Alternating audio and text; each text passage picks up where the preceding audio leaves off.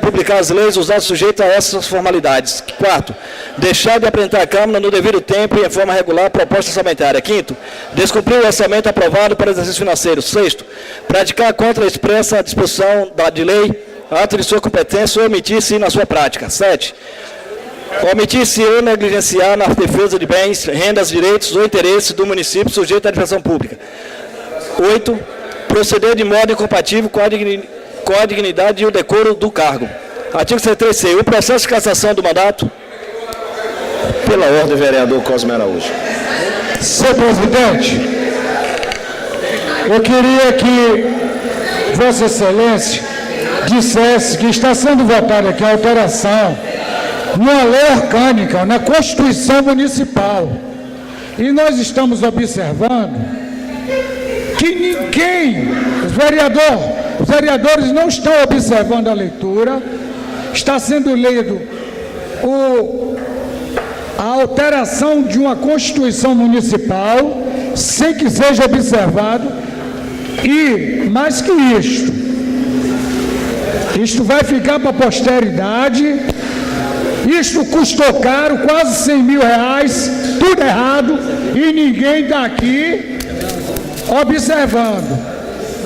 Quase 100 mil reais para fazer isso aqui, que era para os vereadores fazerem. A casa contratou por quase 100 mil reais para fazer esse negócio aí que ninguém está prestando atenção. Eu quero que conste em ata que eu vou levar esse fato para o meu Ministério Público. Os vereadores têm o dever de discutir, de observar a votação da lei maior do município. E o que nós estamos vendo, e que está sendo tudo filmado, tudo gravado, é um descaso total, um desinteresse total. Então eu quero que fique registrado e quero que seja lido, viu, vereador James, pausadamente, e caso não dê para me ouvir, eu vou pedir para parar todo momento, porque eu tenho interesse de ouvir. Ok, vereador Cosme. Então, o senhor, como presidente, tem que pedir para que as pessoas permaneçam em condições de a gente ouvir. Vereador James Costa, no sentido da continuidade da leitura do projeto. Eu gostaria de contar com a colaboração de todos aí para que a gente pudesse ouvir melhor, em função que há um eco que às vezes atrapalha. Mas que nós temos votado todas as matérias dessa forma e daremos a continuidade. Vereador James Costa.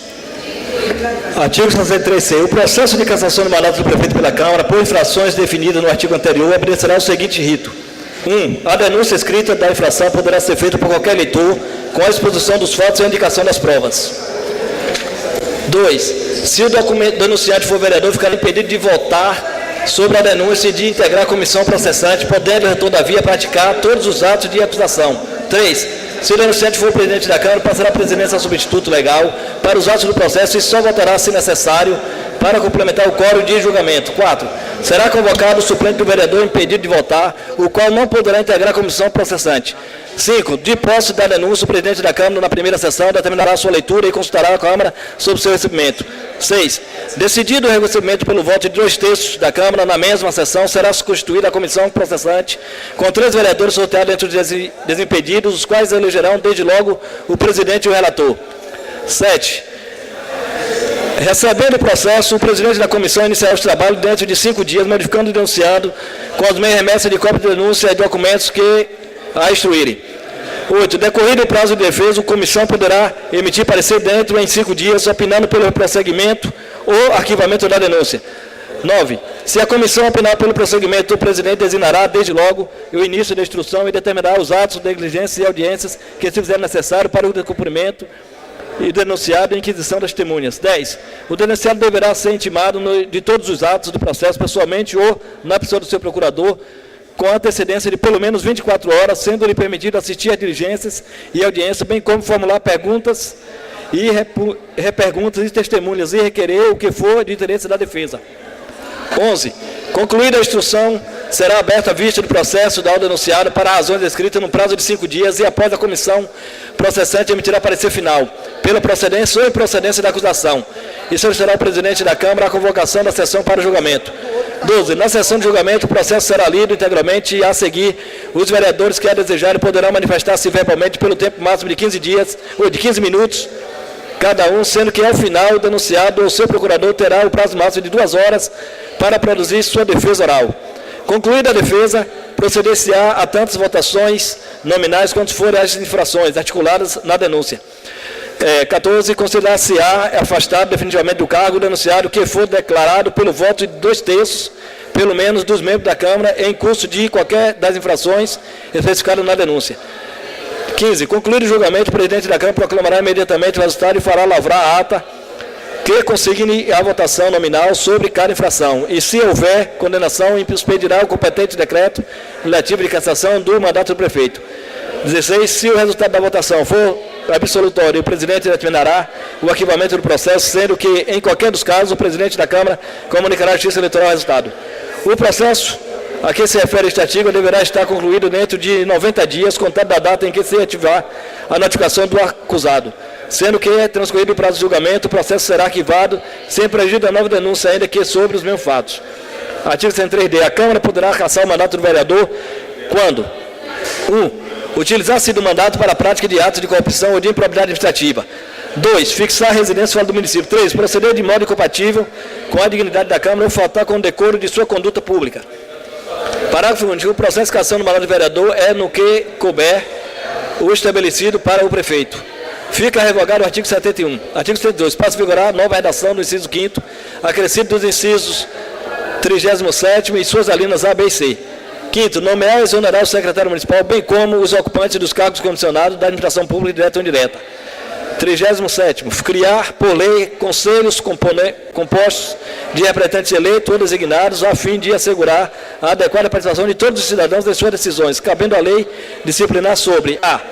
O modo de participação dos conselhos, vedado a participação de servidores não efetivos no poder público representado, entidades ou sociedade civil, bem como das associações representativas nos processos de planejamento municipal e, em especial, na elaboração do plano diretor, do plano plenário, da diretiva orçamentária e do orçamento anual. B. A fiscalização popular dos atos de direção do Poder Executivo e das obras de serviços públicos. C. A participação popular nas audiências públicas promovidas pelo Legislativo ou pelo Executivo. Artigo 74 passa a vigorar e acrescido de parágrafo único no inciso 8 com a seguinte redação.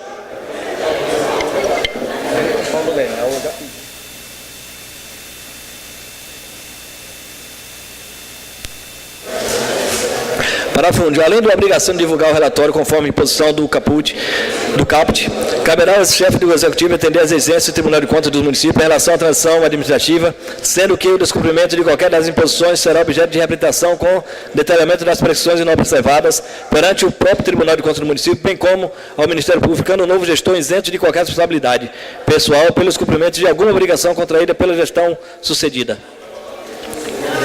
Artigo 79. Passa a vigorar com a seguinte redação. É vedado ao prefeito assumir outro cargo ou função na administração pública direta ou indireta, ressalva a posse, em virtude do concurso público observado o disposto no artigo 38, inciso 2, 4 e 5 da Constituição Federal. Artigo 82. Passa a vigorar com a seguinte redação. O processo de cassação do mandato do prefeito será regulado pelas regras dessa lei orgânica municipal, sem prejuízo daquelas inseridas no regimento interno, desde que essa não contrariem aquelas. Artigo 83. A Câmara de Vereadores poderá afastar o prefeito denunciado, cuja denúncia por infração política administrativa for julgada procedente por 2/3 de seus membros. Artigo 84 passa a vigorar com os incisos 1º, 2º e 3º, acrescidos com os parágrafos 1º, 2º e 3º, incisos 1 e 2. 1. Ocorrer falecimento, renúncia ou condenação criminal ou eleitoral. 2. Perder ou tiver suspensos os direitos políticos em decisão que tenha lhe afastado do cargo ou cassação do mandato. Artigo 86 passa a vigorar com a seguinte redação. Os secretários municipais, como agentes políticos, serão escolhidos dentre brasileiros maiores de 21 anos, no exercício de direitos políticos e com experiência profissional no cargo a ser investido, cabendo à lei municipal disciplinar os requisitos de idoneidade e moralidade que o pretenso ocupante do cargo deva possuir. Artigo 87 para vigorar com a seguinte redação. A lei ordinária disporá sobre a criação, a estruturação e a atribuição das secretarias municipais. Artigo 92, o seu parágrafo único passa a vigorar com a seguinte redação. A Procuradoria-Geral do Município é a instituição que representa, como a Advocacia Geral, o município judicial e extrajudicialmente, cabendo-lhe nos termos da lei ordinária que dispuser sobre sua organização e funcionamento, as atividades de consultoria e assessoramento jurídico do Poder Executivo. Parágrafo único. A Procuradoria-Geral do Município tem por chefe o Procurador-Geral do Município, nomeado pelo prefeito de integrantes de carreira do próprio município. O artigo 92 passa agora a seguinte redação. O município de Ilhéus criará um corpo jurídico constituído por advogados do município para o atendimento e acolhimento jurídico gratuito das pessoas comprovadamente carentes da comunidade de Ilhéus. Capítulo 3º, seção 1, dos princípios aplicáveis da administração pública. A administração municipal, direta ou indireta, do processo executivo e do poder legislativo, obedecerão os princípios da legalidade, possibilidade, moralidade, publicidade, razoabilidade e também o seguinte: 1. Aos cargos, empregos ou funções públicas serão acessíveis aos brasileiros que preenchem os requisitos estabelecidos em lei. 2. A investidura em cargo em emprego público depende de aprovação prévia em concurso público ou provas ou de provas de títulos, com a atuação dos servidores na sua fiscalização, respeitada a ordem de classificação e ressalvadas as nomeações para cargo em comissão declarado em lei de livre nomeação e exoneração. Terceiro, a administração municipal realizará nas áreas onde houver necessidade de concurso público. 4. Durante o prazo de validade do previsto no edital de convocação, os aprovados em concurso públicos serão convocados com prioridade sobre os novos concursados para assumir cargos ou emprego na carreira. 5. Os cargos de secretário e de presidentes das entidades da administração indiretas, os de assessoramento direto dos gabinetes do prefeito e vice-prefeito, da mesa e da comissão executiva da Câmara Municipal e dos gabinetes dos vereadores, serão exercidos na proporção que a lei indicar por servidores ocupantes de cargos de carreira técnico-profissional. 6. Os demais cargos em comissão e as funções gratificadas serão exercidos na proporção que a lei indicar por servidores ocupantes de cargo de carreira técnica ou profissional.